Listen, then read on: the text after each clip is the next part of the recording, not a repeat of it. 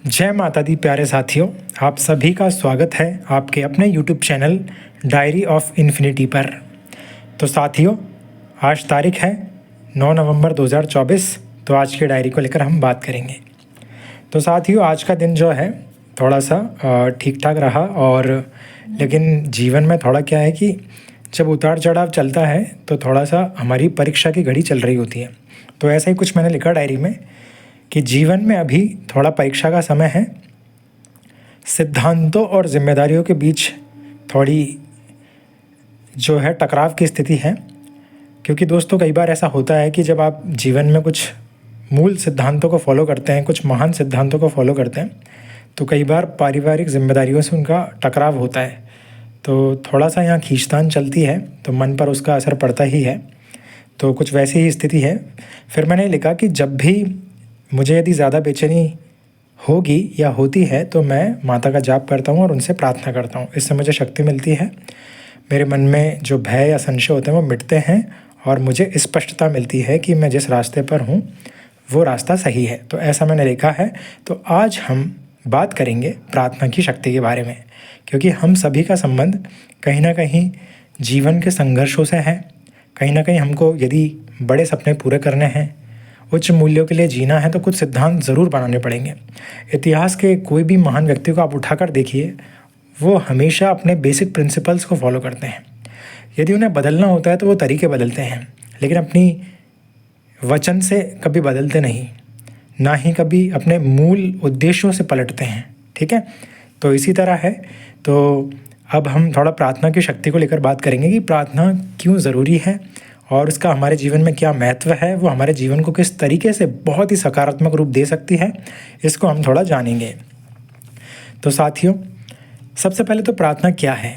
प्रार्थना मेरी दृष्टि में ईश्वर से जुड़ने का सबसे एक सरल सहज माध्यम है। हम कहीं भी उन्हें जब सच्चे हृदय से याद करते हैं किसी भी एक सुंदर भाव से, तो मुझे लगता है कि वो एक प्रार्थना का ही एक रूप है। तो साथियों, ये कैसे हमारी हेल्प करती है, हम इसको एक बार देखते हैं। साथियों, प्रार्थना जो है सबसे पहले तो हमें परमात्मा से जोड़ती है, एक परम शक्ति के होने का एहसास कराती है कि कोई शक्ति है जिसके हाथ में सब कुछ है, उसके लिए कुछ भी असंभव नहीं है। वो हर स्थिति में कोई ना कोई रास्ता ज़रूर निकाल सकता है। तो हमें एक आस मिलती है कि कोई शक्ति हमारे साथ है, तो इससे हमारा साहस बढ़ता है आगे बढ़ने का। दूसरा फ़ायदा ये होता है कि प्रार्थना से हमारा मन हल्का हो जाता है। हमारे मन में जितना भी भारीपन होता है, जितनी भी स्ट्रेस होता है, कोई भी अपराध बोध हो या फिर कोई ग्लानि हो या फिर कोई आशंका हो, तो वो सारी की सारी मिट जाती है। तीसरा प्रार्थना करने का फ़ायदा है कि हम तनाव मुक्त हो जाते हैं, हम अवसाद मुक्त हो जाते हैं। हमारे मन से डिप्रेशन, एंजाइटी या कोई भी चिंता है तो वो दूर हो जाती है। चौथा इसका लाभ है कि हमें निराशा से मुक्ति मिलती है, क्योंकि हम सभी जो है जीवन में खुश होना चाहते हैं। उत्साह, उमंग, प्रसन्नता, खुश रहना हमारा मूल अधिकार है और एक तरीके से हमारा मूल स्वभाव है। तो हम अपने मूल स्वभाव में आ जाते हैं, हमारा मन शांत होता है, स्थिर होता है, चेहरे पर प्रसन्नता आ जाती है, एक हल्की सी स्मित मुस्कान आ जाती है। पांचवा इसका लाभ है कि ये हमें जो अहंकार होता है जीवन में, कभी ईगो बहुत हाई हो जाता है, हमें झुकने में शर्म आती है कई बार, या फिर कई बार हम खुद को ही बहुत बड़ा मान लेते हैं, तो वो टूट जाता है पूरी तरीके से, और हमें एहसास होता है कि सबसे बड़ी परम शक्ति है जिनके सामने हम झुकते हैं, और कहीं ना कहीं प्रत्येक व्यक्ति में उन्हीं का वास है। और जब कोई अच्छा इंसान होता है तो कई बार हमको ऑटोमेटिक उसके सामने हम झुकने में कोई शर्म महसूस नहीं होती, बल्कि हम सीख कर आगे ही बढ़ते हैं। तो हमें हमेशा उच्च मूल्यों को फॉलो करना है, ठीक है, क्योंकि संसार झुकता ही उच्च मूल्यों के आगे है। ठीक है, व्यक्ति का सम्मान नहीं होता है, सम्मान होता है व्यक्ति के व्यक्तित्व का। कई बार इसे लोग यूँ भी कहते हैं कि व्यक्ति का सम्मान नहीं होता, उसके वक्त का सम्मान होता है। जब वक्त अच्छा है तो सब उसके आगे सलाम ठोकते हैं, जब वक्त बुरा है तो कोई सब उसकी उपेक्षा करेंगे। दुनिया बिल्कुल वैसी है जैसे कि सूरज है, सर्दियों में उसकी आवश्यकता है तो सबको उसका लाभ मिलेगा, सब तारीफ़ करेंगे। गर्मियों में लोग उसे ही कोसते हैं कि कितनी गर्मी करता है। तो दुनिया अपने हिसाब से व्याख्या करती है, इसलिए हमें इससे ज़्यादा उम्मीद नहीं रखनी चाहिए। हमें खुद पर काम करना है कि हमारा कर्तव्य क्या है। तो ये बोध हमें करवा देती है प्रार्थना, वो स्पष्टता हमें देती है प्रार्थना, ईश्वर के साथ होने का एक मजबूत एहसास देती है हमें प्रार्थना।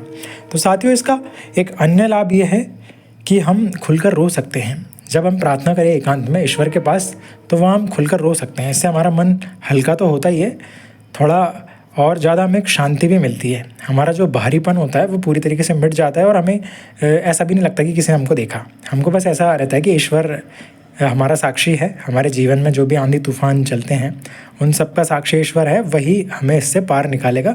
तो हम इस तरीके से भी अपने आप को थोड़ा रिलैक्स महसूस कर सकते हैं।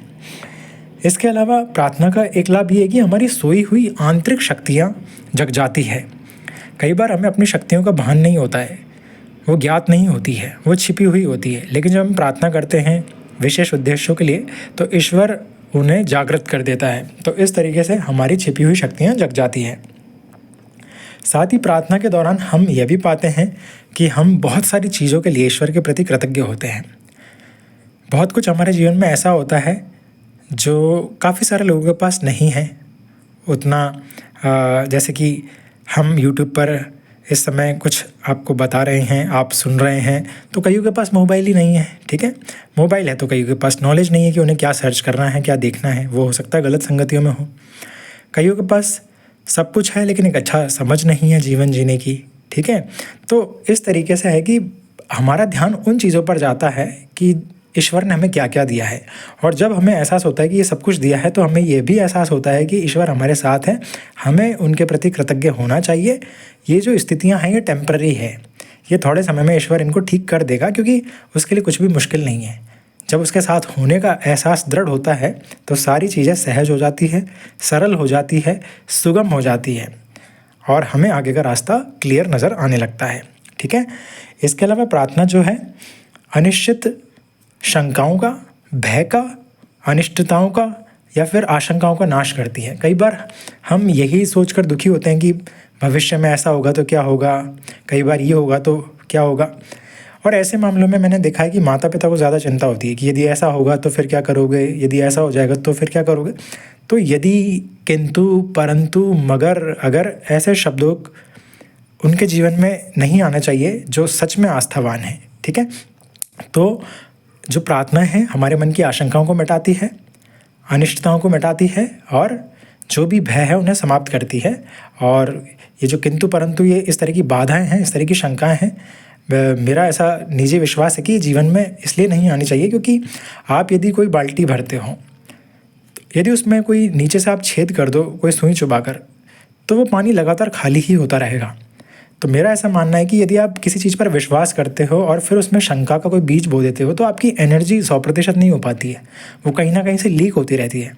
तो इसलिए किंतु परंतु, अगर मगर, ऐसा होगा तो वैसा होगा, इस तरह की बाधाओं को, इस तरह के नकारात्मक विचारों से बचने का प्रयास करना चाहिए एक मजबूत आस्था के रूप में।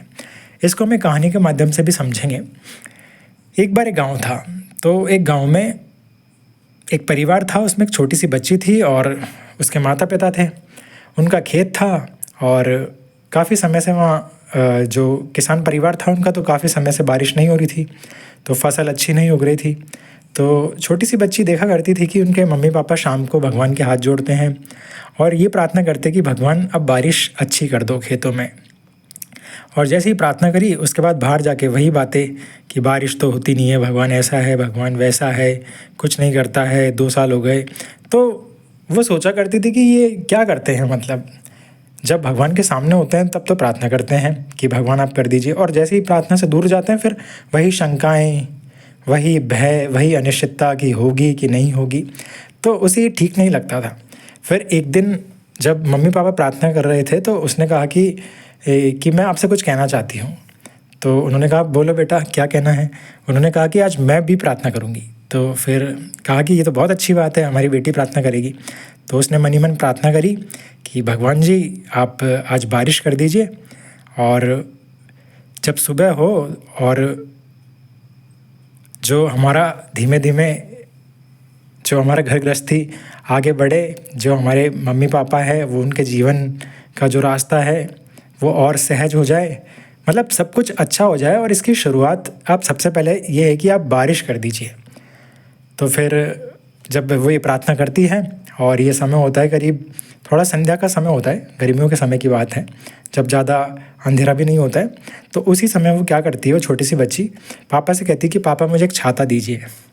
प्रार्थना करने के बाद वो कहते हैं कि बेटा क्यों, अभी तो शाम को, अभी सूरज ढलने ही वाला है, तो फिर ये छाते का क्या करोगे आप, और बाहर भी अभी थोड़ी धूप है हल्की हल्की। तो फिर उस समय वो कहती है कि पापा आप मुझे एक बार छाता दीजिए और मेरे पीछे पीछे आइए। फिर वो उनको छाता दे देते हैं। फिर जब छाता देते हैं तो वो लड़की यात्रा करती हुई 100 मीटर, 150 मीटर, 200 मीटर, जितना भी दूर उनका खेत होता है वहाँ जाती है और वहाँ खड़ी हो जाती है छाता लेकर। फिर उससे पूछते हैं कि बेटा तुम पागल हो क्या, तुम यहाँ छाता लेकर क्यों खड़ी हो। तो वो कहती है कि नहीं, मैं छाता लेकर इसलिए खड़ी हूँ क्योंकि यहाँ बारिश होने वाली है। फिर वो हंसने लग जाते हैं।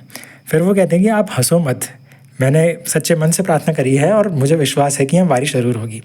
और फिर जब वो हंसते हंसते उसके मम्मी पापा वहाँ से जाने लगते हैं, इतने में ही ज़ोरदार कड़ाके की गड़गड़ाहट के साथ बादल गरजते हैं और बहुत तेज़ बारिश होती है। और वो बारिश चलती है करीब 2-3 घंटे लगातार। और सभी के सभी उस बारिश के बाद बहुत ही अचरज में होते हैं कि ऐसा कैसे हुआ।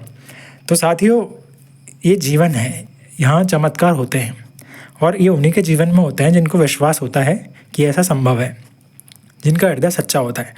उस बच्ची का मन सच्चा था, इसलिए उसका दूसरा एक्शन भी उसी से रिलेटेड था कि यदि मैंने प्रार्थना करी है तो वो सच्ची है और वो सुनी जाएगी। तो उसने दूसरा एक्शन लिया कि मैं छाता लेकर जाऊंगी क्योंकि बारिश आएगी और मुझे वहाँ भीगना नहीं है। तो साथियों, जीवन में इस चीज़ का बहुत ध्यान रखने की ज़रूरत है कि जब आप प्रार्थना करें तो शंका ना करें, क्योंकि आप उसकी एनर्जी को काट देते हो। यदि आपने सच्चे हृदय से प्रार्थना करी है, यदि आप ईश्वर की भक्ति करते हो, तो आपको भरोसा होना चाहिए कि ईश्वर आपके साथ खड़ा है। उसे पता है कि आपके जीवन में क्या चल रहा है और इस चीज़ को कैसे हैंडल करना है और इस चीज़ से कैसे पार जाना है। तो एक छोटी सी कहानी मैंने कहीं पढ़ी थी, तो अपनी भाषा में जितना मुझे याद था मैंने उस तरीके से इसे पेश करने का प्रयास किया है। आप इसका भाव समझ गए होंगे। तो साथियों, आज की शिक्षा यही है कि जीवन में प्रार्थना की शक्ति से अपने व्यक्तित्व को बेहतर बनाइए, अपने आप को सरल लेकिन प्रभावशाली बनाइए और अपने जीवन में जब भी आपको लगे कि आप जटिल हालातों में हैं, प्रार्थना की शक्ति का पूरा प्रयोग कीजिए, ईश्वर से जुड़िए। ये आपको किसी भी असंभव लगने वाली स्थिति से पार निकालने में सक्षम है। ठीक है, तो आज की यही शिक्षा है और आप इसका पूरा लाभ लीजिए और मुझे आशा है कि आप अपनी डायरी कंटिन्यू कर रहे हैं तो उसे करते रहिए। ठीक है, और एक व्यक्ति को ज़रूर शेयर कीजिए, सब्सक्राइब कीजिए और लाइक कीजिए। कल फिर मिलते हैं किसी नई शिक्षा के साथ एक नई डायरी में। जय माता दी।